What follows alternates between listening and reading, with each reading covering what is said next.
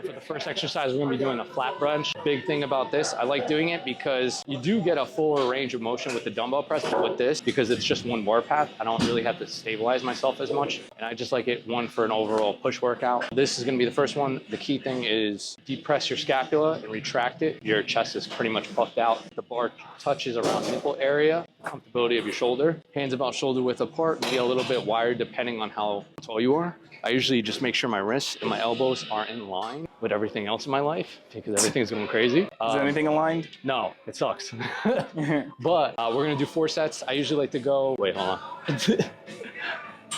Sorry. No, you're good. Usually we're going to go 5 to 15 reps because this is going to take a lot more systemic fatigue on your body, close to failure, if not to failure. 4 sets. So like I said, about shoulder width apart. I always make sure my shoulder blades are kind of depressed and retracted. As you can see, my chest is out. I plant my feet to the floor, make sure my lower back is arched. Pick it up and go.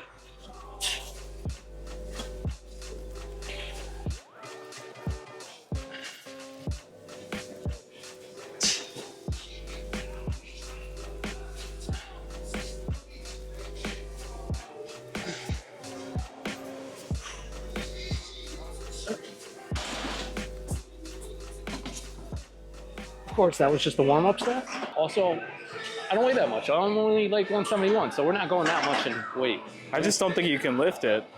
I just think you're being up. All right, and then we're gonna go on to the next one. All right, guys, I don't have a spot, so at this point, if I die, I die. I know what you're thinking. It's only 185, but I weigh less than what the bar is right now and the weight. So the third set, last set, probably really gonna be me doing like 2 or 3 reps just because we're gonna do a lot more volume later in the set, but same kind of way. I always make sure the bar path too is coming across my hand because usually if it comes straight across my hand, I end up bending my hand back like Edward Scissorhands. Oh, hold on, what's it? Sorry, man. I want to make sure the bar comes across my hand because like I said, I'm able to kind of like just keep it stable and not have my hands bent backwards like a weirdo. All right, so we're gonna try this without my cameraman. All right, bro, if I die, we're screwed. Don't die, bro. If I die, we gotta end it.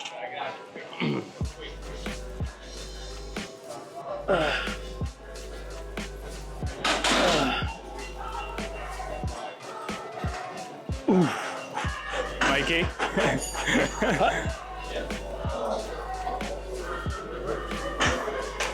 All right. Oh, no, you're fine, you're fine. You didn't want to go for one more, bro? I didn't want to die. The next exercise, which is gonna be a back exercise. It's gonna be one of the best ones in the game. All right, guys, the number 2 exercise is one of the best exercises. We're only picking 3. Is gonna be the pull-ups / the chin-ups. You're pretty much working all the back muscles. You're working your latissimus dorsi, you're working your rhomboids, you're working your biceps as a secondary muscle, your shoulders as well, so everything's pretty much getting developed. One of the biggest thing is with this is the cue is I'd really try to lean back as much as you can. As soon as you pull up, I always tell people if you can't do a pull-up, I would always just start just to get the initial setup going.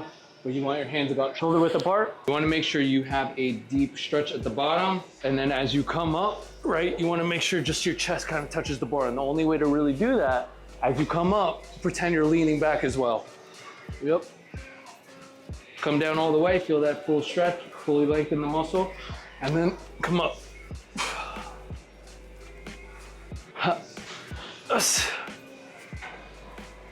You can always use a rubber band. You can always get the assistant machine, but I feel like if you just try and do like 1 or 2 each day or every other day, you're gonna eventually get more. And then as you get leaner, you're just gonna be able to handle your body weight a lot better. I don't know why you're laughing. I'm laughing because my arm is so tired that I'm shaking the camera. Technically, this is like our 4th exercise, but if one of the back muscles that you're primarily gonna use, it's gonna give you that nice V taper that you want, slim waist. Well, maybe I want the love handles, bro. Did you ever think about that? I don't know. At this point, I'm debating on keeping mine. This is the movement you're gonna do. I don't really know that many people that can do this multiple times or a lot of times and say they're really out of shape. It's really hard.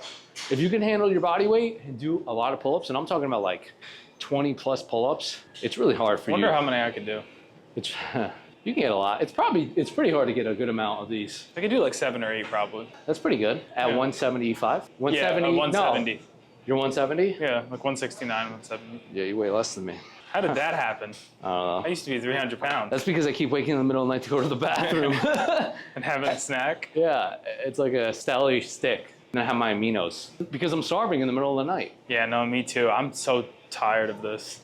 Listen, if you guys are like us and you're starving, go back to bed. Bro, all the people on the IG that like are so happy cutting and doing all this crap, they're such liars. Yeah, I don't know how you guys are happy cutting, bro. This is miserable. This kind of sucks. Yeah. But the only benefit is it's that 1 hour where you're at the pool. Right. That's it. that you don't look like a fat slob. That you feel good about yourself for like that 1 hour, and then you go home and then you're cry like, again. Yeah, because all you're eating is like chicken and maybe like a piece of lettuce, and that's really it. We're gonna do another set. You're gonna go pretty much close to failure, if not to failure. That can mean anything for anybody, really. So if you can do 20, do 20. If you can do 30, do 30.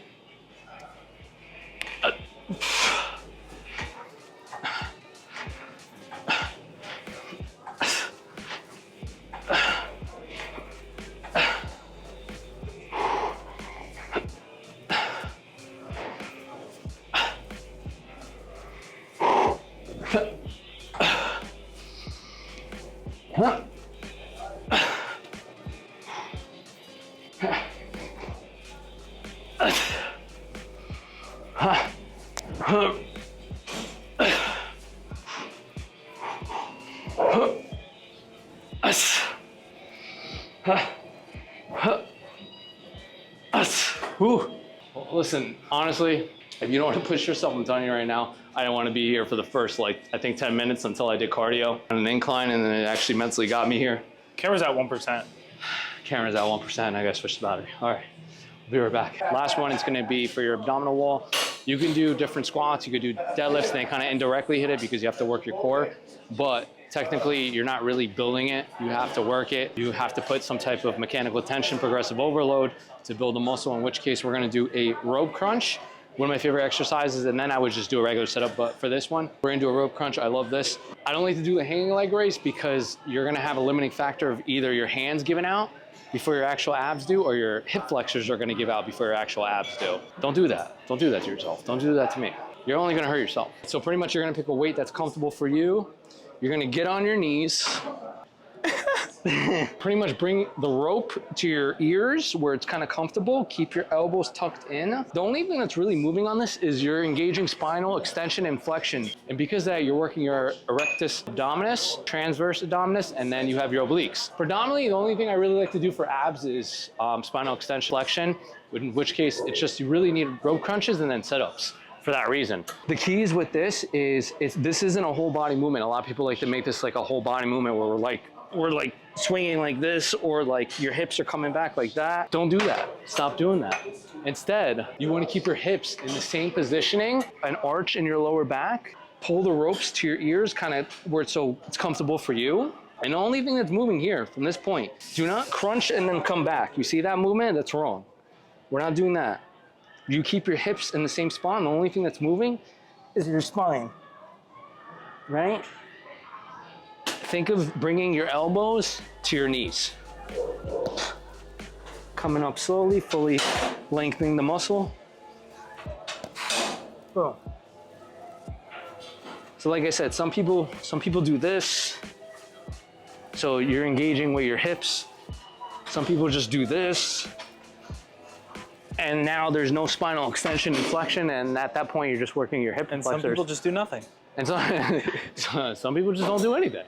That's the worst thing you do. Don't do that. I'd rather you just do that than not do anything. But you want to keep your hips in the same spot. You know, some people use different attachments. I either like the rope, or I like the V-bar, or they have that attachment right here. That's a good one too. It just depends on, this one's a good one too. It just depends on your comfortability on your hands, what you can grip, what you cannot grip. Because we got that grip. Because we got really manly grips here, we're gonna go to the rope crunch. Yeah, I think that one's more comfortable anyway. Focus on those 3 key movements: the bench for your pectoral muscles, the pull-ups for all the muscles hitting in your back, your rhomboids, your traps, and then you're gonna do some type of rope crunch for your abdominal wall. So it's only 3 exercises. Focus on good form, good technique. Make sure you fully lengthen the muscle, because at that point, if you don't and you just keep pushing out, you're more of like a strength athlete and a power lifter than you are building muscle, and you don't want to do that. Until next time, we're gonna hang out here.